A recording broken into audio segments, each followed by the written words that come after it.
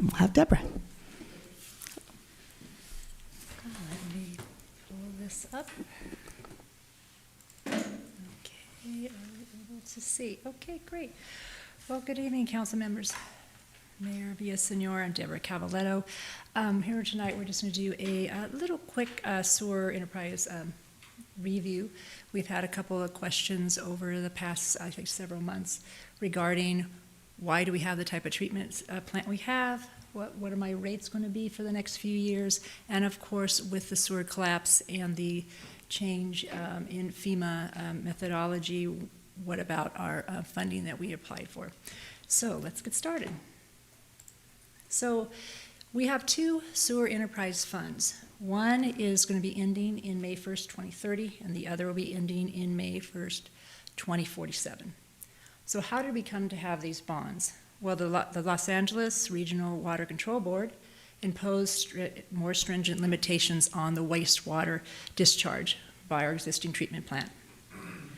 So they said, this is what you need, please comply. Actually, you must comply. So this would be, again, give the deadline of September of 2009. Now, we also actually have in, I think it was 2023, when you approve the rates in April, we actually put a request was given to us to put a chart or a little timeline of how this all transpired. And it is available on our website. But of course, I wanted to make sure that we kind of go over it again so that the audience who is watching, that they can see the detail of what has occurred. Then in May of 2007, again, we're required to also plan for additional population growth over the next 20 years.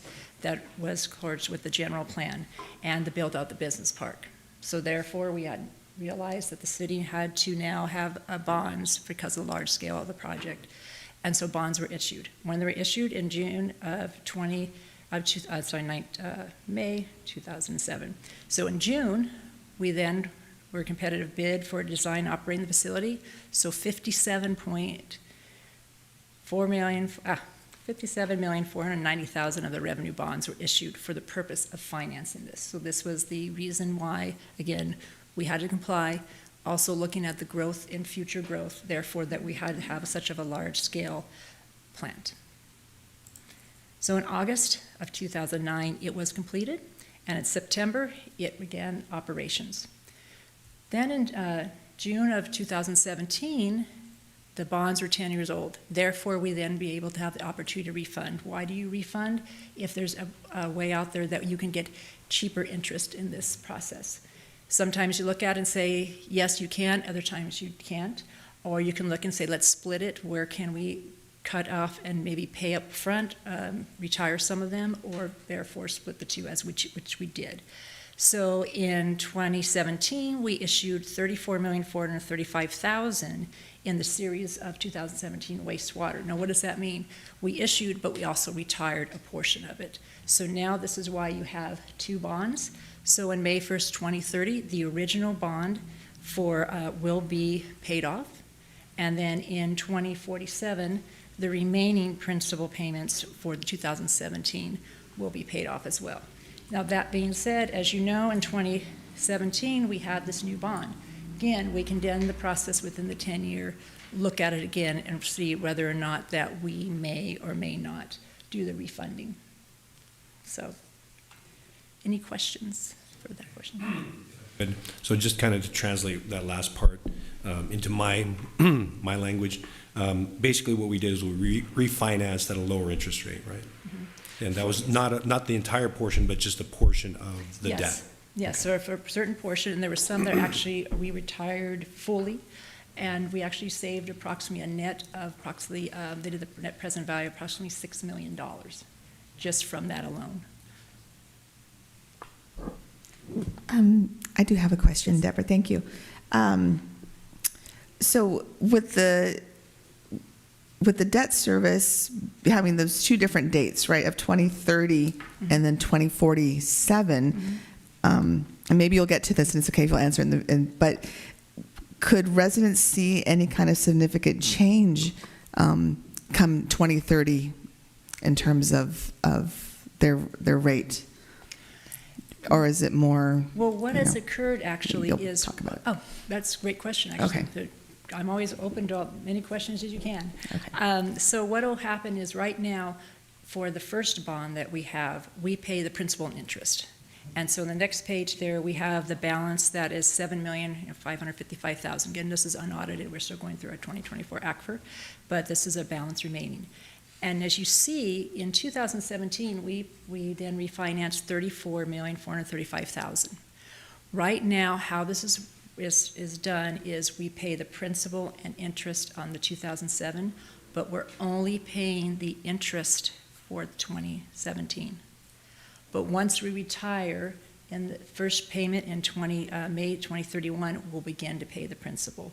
Because if you know, if you look at it, the principal, and I apologize, I didn't have it broken out, the payments will be much, much higher, and this gave us a little ability to be able to pay it. So there is going to be like, oh, great, I got this one in. Now you're like, oh, but I still now have the $34 million to pay. So it kind of replaces itself. Yes. Deborah, so you may address this later, so if my question is going to be answered later, just let me know. But my question has to do with the size of the plant. What was the, I guess, the projected population that it could handle, and including the business park? Is that later in the presentation? I or- understand it's about approximately 24,000, Okay. 24,000. And right now, we're approximately 17 and Yes, change. 17,000, yes. Now, again, this is the treatment plant only. It's not necessarily saying that we have the infrastructure within the area Mhm. right at this time to compensate for the 24,000. And at the time, when did they project that we would see that population? You know, I don't have that one, but I can get that for you. Okay, Yeah, great, but thank you. Great question. So, sure. And also, too, if I'm missing something, Joe or anyone else, Kevin, you'll let me know. I'm glad they're here. Okay, so as you see that was the B bond. So right now, we have about $41,990,000 remaining for principal. Now, of course, this is not including our interest payments as well, but this, I wanted to make sure that you know this is the debt outstanding. So the next question that has always come up is, well, are my sewer rates going to be increasing? Well, in 2023, when this was approved, we did a 5-year approval of a flat rate that would be, for the sewer, it would be $103,036. So this is going to be from 2023 to 2027. Same as for the non-residential, which will be the $42.64, and that's for all flows, volumetric flows. And the same thing for the flow rate, which would be $13.07 per 100 cubic feet. Now, what happened, what changed from the methodology in 23 to now is that now before they had a volumetric rate in the base rate, now we don't have that anymore to comply with Prop 218 to ensure that well. Now, of course, the fund is always monitored to ensure that we have the rate's ability to cover our operation and maintenance and also try to contribute to capital improvements when we can. The next evaluation is estimated to begin in 2027 for another rate study.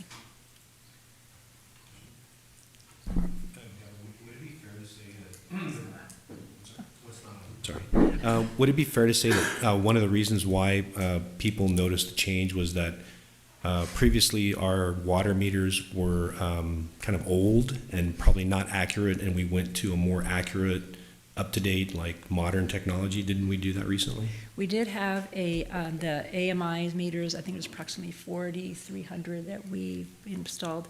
And we do the billing, and from the customer questions, across the customer service, we do get the questions a lot, why has the bill changed? There has been many meters that have been older, and therefore were not, I said, registering maybe as properly. Now, not all were, but there was a majority that we saw in that. And so that's where we get a question is why my bill is higher. Now, the sewer did not change, but for the water, basically. There would also be, you may have a little bit more change in the non-residential because now they're not having the rate in there.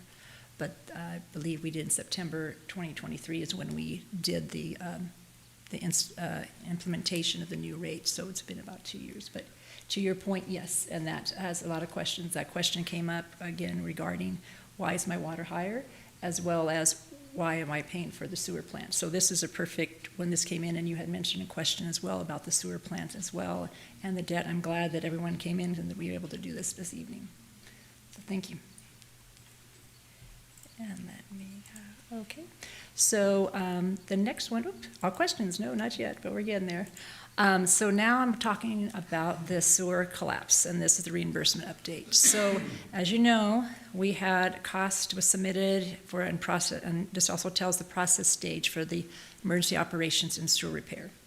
So we had a category B, which is emergency measures. That is when, while we're trying to get the sewer repaired, we had to also make sure that that we had everything going and running, because you have so many other customers that were on one line. So as you can see, we submitted almost $8.5 million for a category B for protective measures. And that is right now what they call pending in the final FEMA review. And then the second one is the category F. And that category F was the actual repair of the manhole and repairing any road and sidewalks. And that was almost $2.4 million. So what this means is there's $10.9 million that we roughly submitted.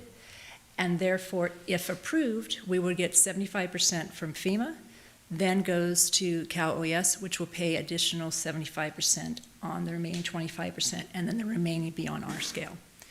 Now, this is also once this gets obligated, we then will be told you now have what they call a category Z. That would be for our administrative costs. So that would be something that we would then have to be processing and give them as well.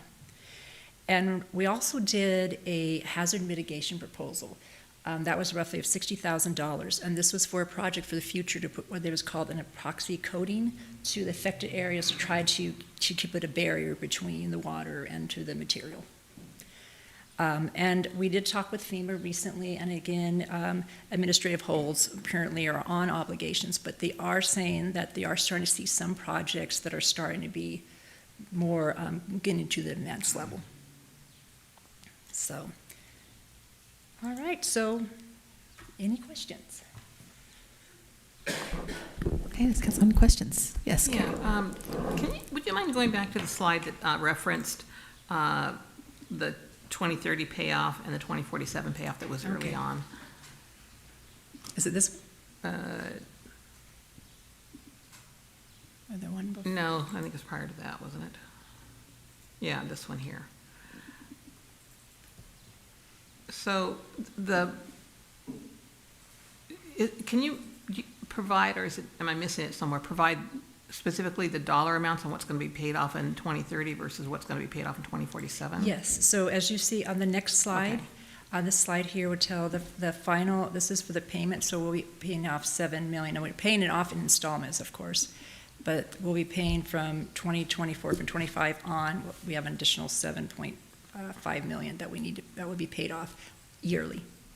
Then comes to the 2017, we'll then start paying off the beginning to pay off that principal, and then that will be ending in Gotcha. 2047. Okay. I didn't have the additional, like the each year what the payment was. So once the dollar amount in 2030 is paid off, is there any anticipation of a rate change when we've got that paid off, and now we're only paying on the 34,000? We would have to be doing an analysis on that. Okay. To see where we It's are. an Again, also unknown? look, because we have to also look at operations and maintenance costs if anything increased. We're hoping that it would be nice that we can possibly have done even in, like in, was it 2027, looking at possibly if we can do a refunding, that would help. And then we can look at either, most likely it'll probably be more maybe just keeping it flat rather than doing an increase. Right. Yeah. So as you see, you can see from the prior, the ones we have here, this is for a 5-year rate. And so if things do go well, we are collecting our money. We do receive the FEMA funding. We can, I mean, the goal is always we have to always make sure that we are charging for service, for the correct service amount. We're not charging anything to make money. We're supposed to be, as by Prop 218, that's where it. Okay. And Yes. I'm sure the rest of the council feels the same way, but I would really appreciate having a copy of Oh, the yeah. entire presentation. Okay, This is the great. topic that we are asked about most frequently from constituents and business owners, and it's helpful to have this information. So thank Yes, you. and also too, we are updating, also we have that graph that's on our finance website that is a little bit more of mine is more detailed, but it has the details, but it kind of gives you a more timeline for more visual effective to follow. Great. Thank you. Any more questions? Yes, John? Just so I can make sure I have a clear understanding based on what Carrie said. So basically, from now until 2030, we're paying on the 7.55 million interest and principal, Correct. and on the 41 million, only interest. Of the 34 million. I'm sorry, 34 million, only interest. So those are the two. And then once 2030 hits, then the 34 million, we're going to be paying both interest and principal on, right? That's correct. Okay. Yes. Just want to make sure I understood that. Thank you. Oh, you're welcome. Then, yeah, Deborah, thank you so much for your presentation. It's always good. I'm so glad that we brought this back up here for new council members and for us, a refresher to continue to, make sure that we have our heads around this. Carrie's right, something that we're always asked about. I was wondering if you could speak to new development, including sort of the Bridges area, which is almost fully developed. When we have Creekside, that'll be happening. And I know that there's been residents, or there's been talk that, okay, we're going to have more homes, more people who are connected to the sewer, help spread the pain out a little bit more, but it doesn't necessarily really work that way at all. So that's what I've been told because of infrastructure connections. Could you just kind of speak to that? Well, I might be overstepping in the, I lost my project. Or maybe I should. That's what I've heard. But there is Yeah, something, okay. because also too, you are getting new development in, but also too, we do have sewer lines that are aging, and therefore there may be money also associated to be able to accommodate the new sewer. Of course, they'll be building, usually with the works development, they'll be building their own sewer connections, but of course there are also flow and connections that are coming from the existing one as well. But we also, again, make sure that we do review that to ensure that if there is a savings, we would want to make sure everybody does have that opportunity to receive that. Right. And then no further question, and if it's outside the scope of this presentation, it's fine. But and that is on receiving, hopefully, fingers crossed soon, our FEMA reimbursement for the collapsed sewer line. I know there was phase 2 of that. So there was the rehabbing of the C Street sewer line, but also extending along D Street, sort of for a future sewer line. And so I was just wondering if that's on hold, sort of until we sort of replenish our funds in that area.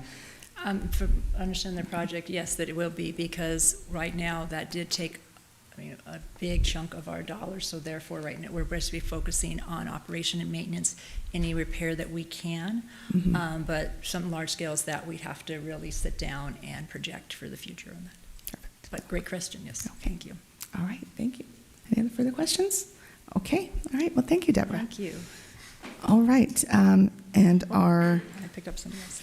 okay, our next presentation is regarding our street vendors here in the city. So come on up, Kevin.